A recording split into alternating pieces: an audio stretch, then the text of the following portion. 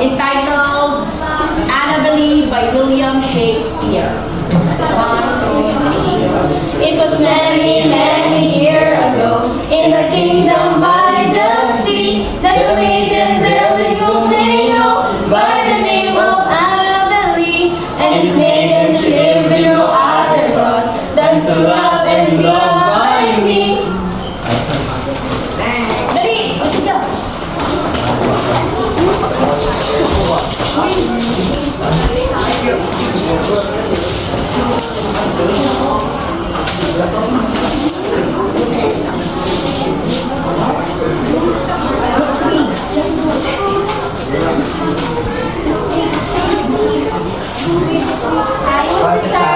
And she was a child in this kingdom by the sea.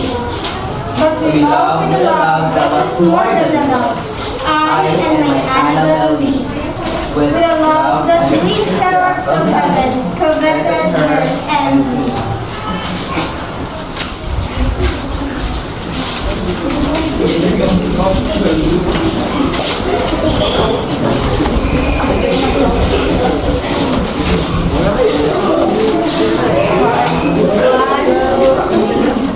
And this was the reason that long ago, in the kingdom of the sea, a wind blew out of a cloud chilling my beautiful Annabelle Lee, so that her high-born kinsman came and bore her away from me, to shut her up in a sepulchre in his kingdom by the sea.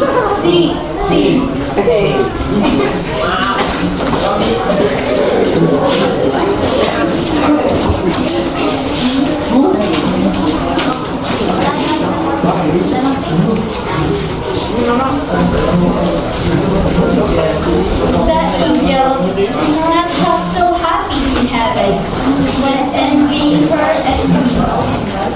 Yes, that was the reason. As all men know, in this kingdom by the sea, that the wind came out of the cloud by night, chilling and killing my Annabelle.